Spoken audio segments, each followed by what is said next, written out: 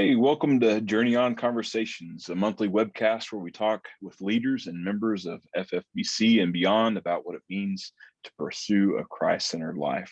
I'm Kurt Malthaner, pastor of children at Fayetteville First Baptist Church, and this month, we're talking with AJ Neely. He is the pastor of Keystone Church in Loveland, Colorado. He's a friend of mine from seminary. So please help me welcome AJ Neely to JourneyOn Conversations. Thanks. Good to be here. We're so excited, man, to be talking to you today. If you don't know, we started a new partnership last year in 2020 with Keystone Church in Loveland, Colorado. It was great timing because it wasn't great timing because we didn't get to go and serve last year in Loveland, even though we had a team ready to hit the ground last year.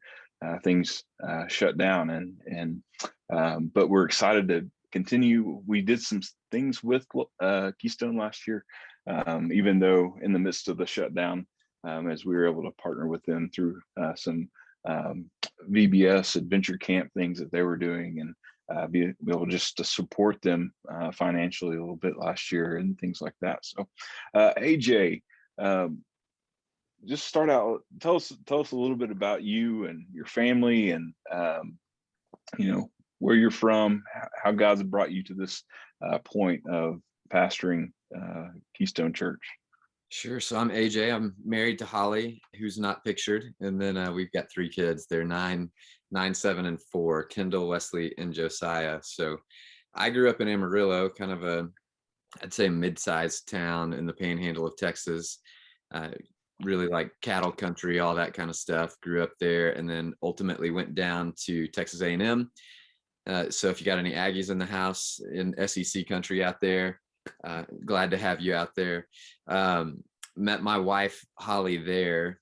We ended up getting married in 2009, and kind of really been serving in ministry since then. I went to Texas A&M, went into the business school, was a finance major.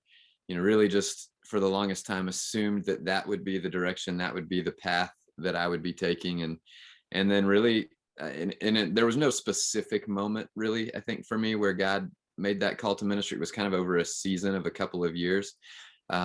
But by the time I had graduated, there were just some things and ways that the Lord had kind of worked and spoken that just made it clear that ministry was going to be the path for us. I was a youth minister for about 9.5 years before we made our way up to Colorado to plant the church up here. So that would be a very high level nutshell version of who we are. And you left out the most important part, those 2 years that we spent in seminary together at Southwestern in Fort Worth, right? I did leave that out. Yeah. I try to block that out or something. There's plenty of classes together, as well as racquetball and things like that. I think I beat you once, and we didn't play for a while after that.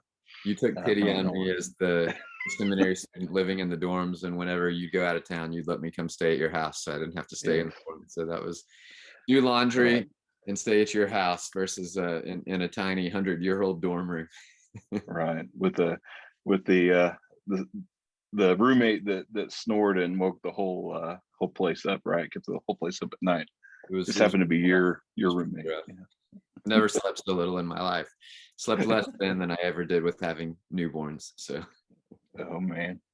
Oh, it's just preparation, right? I guess so. Well, obviously God has directed you and guided you in ministry, and walked, through youth ministry and called you into church planning. What was that call like in your life? How did God call you from youth ministry into pastoring and starting a church? That was a long journey in some ways. I really was one of those. I mean, I loved youth ministry. I loved serving there. Really thought that I always thought of myself as I will be a lifelong youth pastor, youth ministry guy. And And so we were serving a church in Arlington, Texas, kind of right in the middle of the Dallas Fort Worth area. Really, we could see God moving, we could see God working. And then the start of it, um, I guess it's maybe sometimes it's dangerous to just be seeking the Lord in your life, right? I was just having my own personal time with the Lord. That for me tends to be time that I do at night. I'm always been a night owl. So Holly, kids go to bed, I kind of begin to take that time, and as working my way through the book of Romans, and for whatever reason, man, God just used that to just grab my heart, that particular night and day. And so I came to Romans 15:20 and 21, and right there, Paul just says, "Thus I make it my ambition to preach the gospel, not where Christ has already been named, lest I build on someone else's foundation. But as is written, those who've never been told of him will see, and those who've never heard will understand." And for whatever reason, it was like that night, God was just using that to speak something very clear. And so I wrestled with that on my own without talking to Holly about that for probably like 2 weeks. But it was just one of those moments where I was going, man, I don't know exactly what the Lord is saying through this, but I feel like he was using that to speak very direct. And it was just so on my heart and on my mind from that night, kind of moving forward. So ultimately, I talked to Holly a couple weeks later. She would basically tell you she kind of just hoped it was a phase that was going to come and go. And when I was talking to her, it wasn't even with like church planning specifically in mind. It was just, man, I feel like maybe the Lord is leading us to make some changes in what our life looks like, and I have no idea what that means. And with time, we began to really just wrestle through that in prayer. We began to we talked kind of through that with our pastor at our church there, and some other that would just be kind of wise and godly counsel. And what ultimately was kind of a 2-year long process from that night. I would just kind of sum it up with that going. We sought a lot of godly counsel. We spent a lot of time on our knees just asking God to bring clarity and saying, okay, God, whatever you want us to do, we'll say yes. We just need you to make it clear, what you want us to do. And so we again, a lot of time prayer, kind of God began to, with time, probably after about a year, we began to be really confident that was church planning somewhere in the United States. And so the next step from that for us was we just started looking at some different church planning organizations websites and kind of going, okay, if they were going to say, where in the United States are we in just really desperate need for new churches, where would those places be? And we started to pray over those cities, and ultimately Colorado was just really heavy on our heart. I mean, it's a very non-Christian place. And so we came out and just met with some people with the SIN Network, or the North American Mission Board, that were out here, and spent 4 or 5 days in what was probably 4 or 5 of the most overwhelming days of my life in terms of just information coming in and all of those things. But on that particular trip, we became really confident that God was wanting us to plant a church in Colorado, although we were not yet to the place of knowing what specific city. And then kind of over the course of the next 9 or 10 months, God just began to bring clarity to that. So, that was kind of the again, like trying to put a couple years into a really short window of time there, but that's what that process looked like for us at a high level. So Yeah, I mean, that's great. That's a good picture, I think, of in the limited time. But it is hard to explain all of that in a condensed version. I hope as our people get to know you, they'll hear more of your story in the years to come. Well, you're in, God obviously, showed you Colorado as the place to be and to serve, and where he wanted Keystone Church to be. Tell us a little bit about how Keystone Church started. How did the plant start? How did you start to gather people and share the gospel there in Loveland? yeah, so we knew really the specific part of the city that God was wanting us to be in. So we went ahead and moved straight to this part of the city just to be here, to get our kids in school, to build relationships and those things. But we spent about the first, I think it was about 14 months, really working with another church plant here in Colorado. That they were about, well, I think they hit 5 years in kind of in that time that we were with them. And so they had kind of been here. They'd seen the Lord move and do some things. So we wanted to spend some of that time with them just to go, okay, what does it look like to start something from the ground up? So that was kind of that first season. Was we moved here where we were going to plant, but we were working with this other church plant that was 25 minutes or so away from here. And so we got to watch and learn a lot from them of just what looks different from setup and tear down to um, where we've always come out of established churches with a building and those things, to just watching the way that they would engage with the community and the city and those kinds of things. So that was a really beneficial time for us. And then at the same time, really just trying to build relationships within our community and neighborhood. So we strategically moved into a new neighborhood. And that was basically kind of for us in our mind, we had been in like 40-year-old neighborhood in Arlington, and it was really difficult for us to meet people within that neighborhood. We kind of found that like a lot of people had lived there for a long time. They kind of knew the neighbors that they wanted to know, and so it was just tough to get to meet them. And so we just kind of came up with the plan of going like, okay, well, maybe if we moved into a new neighborhood, we could remove some of those obstacles where you're going to have people who've been there, because now we'll all be new, and so everybody will want to get to know people. And so so that actually ended up working out really well for us. We know a ton of people in and through our neighborhood and through our community. Got to meet a lot of people. Our neighborhood's kind of built around the idea of community, which helps anyway. Not huge yards and those things, but like some parks and a neighborhood pool and some things like that where people can gather.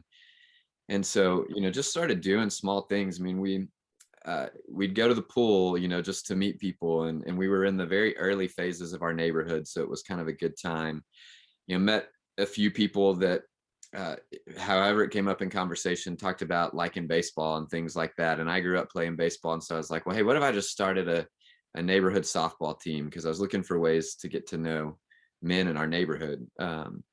And so we ended up getting that going almost immediately. Got to meet some people there, and then you just through relationships, having people in our homes regularly for dinner, things like that, we're able to really have some cool conversations with people, get to know their hearts. They were able to get to know ours, begin to share the gospel. And then we started, ultimately the first thing we started was just a small group at our house with 4 or 5 families, and then it kind of grew out from there. When we got to the point of going, all right, well, we can't really fit everybody in our house anymore, we need to kind of make this go from one group to a couple groups, then we realized it's probably time for us to start to take some steps to meet more kind of formally as a church with Sunday services and things. So we started to really take those steps to publicly launch our church. And so those, again, I mean, tons of prayer, tons of conversations, tons of opening up our home to people, all those things, just to build that relational capital, really. Right. So Tell us a little bit about how important relationships are, especially in the area where you are. How has God how has God used those relationships to build His kingdom there, and how important are they? I mean, that's been huge. I think what you'd find here is like people are going to be pretty friendly on the surface, but it really takes some time to get below the surface with people. And that's probably not completely untrue where you guys are. I mean, there was some of that where we were in Texas, but it's just like it just takes a lot of time to work below the surface with people in Colorado. And we heard that a lot from planners that we talked to as we were in that process of moving out here. And most said, and we still hear this, now, but most said like, you're going to have to get to about 4 years after your launch before you're going to start to see the fruit of all that you've poured into relationships. So like, it just takes a long time. And with all the people that I've talked to, from church planners up here to it just others who are really, really intentional in building relationships and sharing their faith, I'm still yet to hear a single story of, hey, I met someone, I shared the gospel with them, and they responded to that. And so generally, anytime I've seen that or heard that, or you hear somebody come into faith in Christ, what we hear is, man, I've been sharing the gospel with them for 3 to 4 years.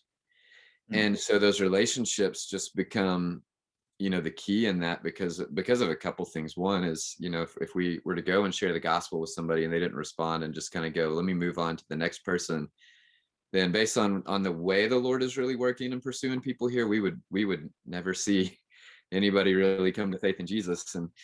And but if you'll hang with people for that time and just build into those relationships, then that's where you begin to see that progress made. And there'd be some Mhm. stories that could share on some things like that at some point in time, but Yeah.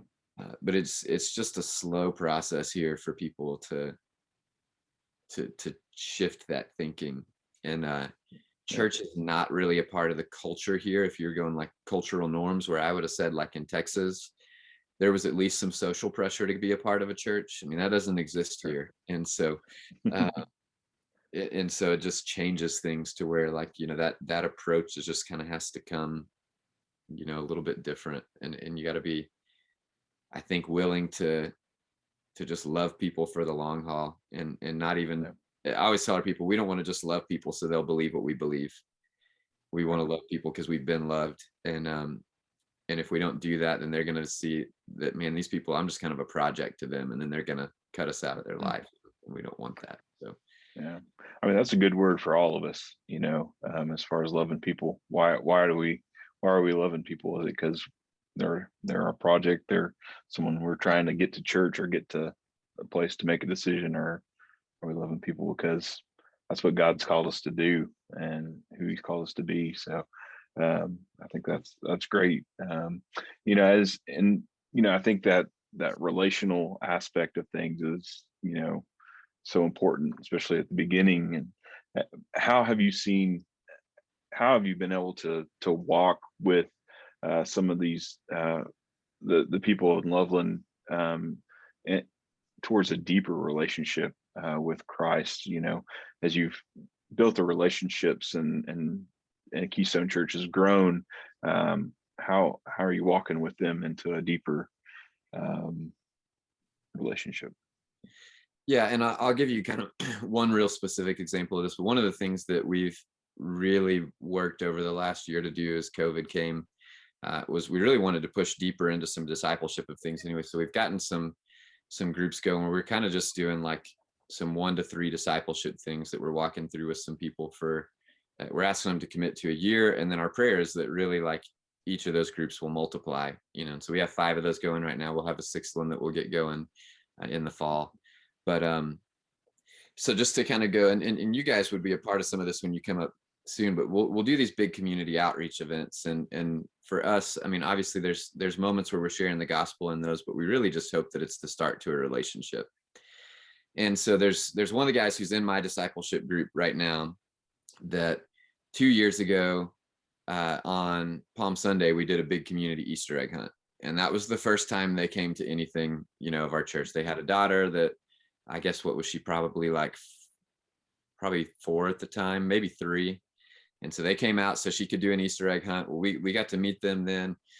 We really didn't see or hear from them for a long time. It was probably 8 or 9 months before we heard from them again. And then we kind of got to, they reached out about some things. We got to connect with them. Um, they, well, he grew up in church. She didn't, but they had not been in church at any point in their marriage and their relationship and any of those things. And they kind of slowly began to connect with us. We were able to get to know and hear more of their stories. We were able to get to hear more of all kinds of things, the good side, the bad side, like everything in between. Mhm. Now they've gotten connected with our church. We've gotten to really know them. They just, we're doing some marriage ministry things, which they just went through and walked through with us. That's really rooted in the gospel and almost a discipleship piece, but kind of with a focus on how does, like, God working in your heart then begin to play its way out in your marriage. But then, this guy who's, the husband within this couple, is now, we're about 4 months into just meeting weekly to go through some things with God. Whereas the first time in his life he's ever, like, read his Bible, or done any of those things. And so it's just cool Awesome. to see the way God is working there, the way that, God's opening his eyes to things. And so, just met with him this morning, and along with a couple other guys. But just through things like that's been now a little bit over a 2-year long process. but now we've got him to a place where, he's consistently spending time in God's word for the first time in his life. I mean, he's a really funny guy too. So it's kind of fun to like hear his take on things as he thinks through and processes through things. But just to see the Lord opening his eyes on that has been a cool thing. Yeah. So That's awesome, and a reminder that we're all at different points on our journey.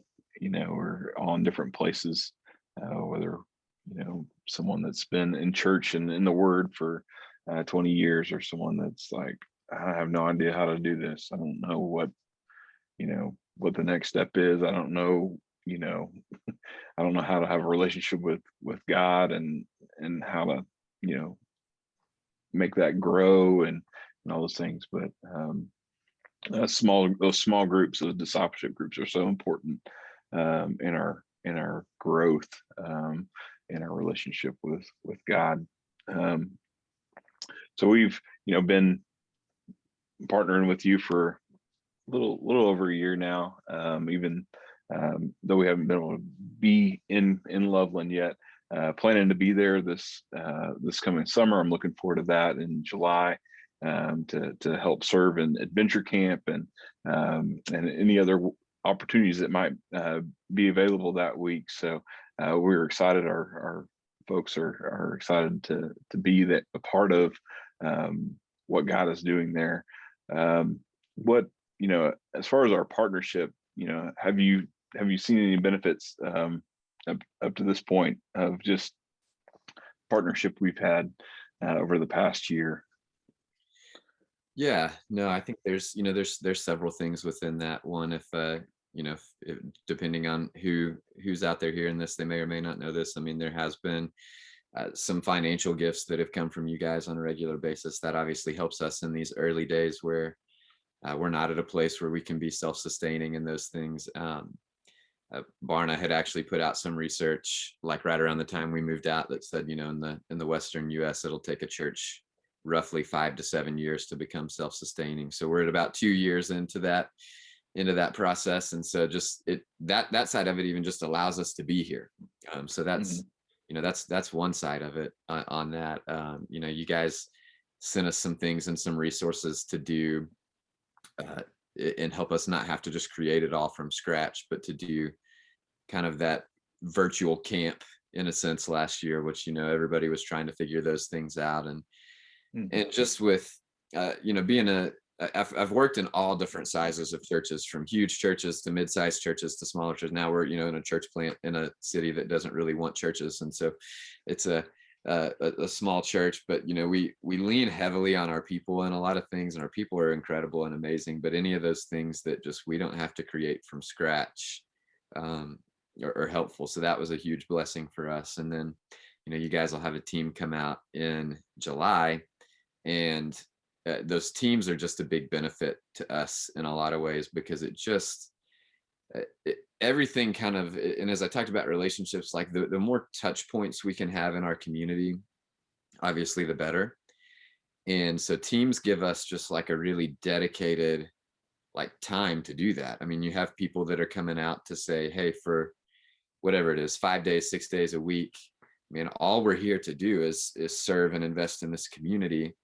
And those hours add up, and those touches add up when teams come out. And so those become really good springboards for us and things. And so really looking forward to some of that this summer, where we had seen I'd really say some really good, and just not like anything explosive, but just like steady growth and all those things, and those relationships we're having in the community, to the conversations we're being able to have. And then in our community, and the response to COVID has been really extreme. And so a lot of people have just holed up for like the last year to 15 months, and so there's like some challenge in that, but we're finally coming to the place where people seem like they're open to things like this happening again. So, I mean, we're going to just get those opportunities to do some of these things for the first time in a long time. So that's going to be a big blessing for us, just to have that time. So we're excited for you guys to be coming out here this summer. Hey man, we're excited to bring our team too, and that just brings up a point. How can we as a church be praying for you and your family, your church right now? What are some things that you need us to be praying for? Yeah, I mean, so we always, I think, are praying for just open doors in the community to the gospel. So I think of really like a lot of Colossians 4:2-6. That's the verse that I ask people in our church to pray. And kind of, summary version of that is Paul just begins to say, hey, pray that there would be open doors for us and for the gospel here, and then he goes through some things and says, pray that we would speak it boldly as we should, and those kinds of things. So that'd be a big part of it.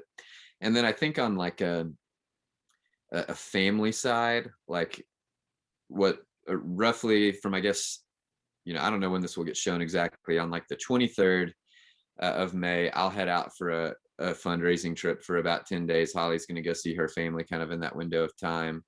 And then we get back, and it's all the summer stuff, from camps to mission teams to all those things, which are, man, incredible opportunities for us, but just makes for a really busy season as well. So if we're going to have like a 3-month window where it's going to be just, going at like 100 miles an hour. And so just for that perseverance, within that, and then really just for those kind of opportunities and sweet times that we can have, like just some good family time in the midst of that too. And so, those would be probably some basic things you can be praying for us in that time, in that season. So Sure. Absolutely, man. AJ, I appreciate you just spending some time with me today and sharing your heart and how God has directed you and guided you to plant a church in Loveland, and the things that God is doing there. It's exciting as God has used you to reach the community and to for people to start new relationships and to grow in the relationships they have with God and with those in the community. And we will definitely be praying for more open doors in the days to come. That God would, as those opportunities come, that you would clearly see those, and that just we know what summer brings with the crazy busy time, and it can be exhausting while the opportunities are so amazing. It can be a challenging time physically and mentally and all those things. So and just for your family, that you'll continue to be strengthened, and that God will continue to give you the time you need with your children, with your wife, and those things, and continue to bless you and grow you as well. So, well, my friend, I appreciate you again, and thanks for joining me for the Journey On conversations. And thank you for everyone that is watching the Journey On conversations this month. And remember, the journey is the destination. So journey on.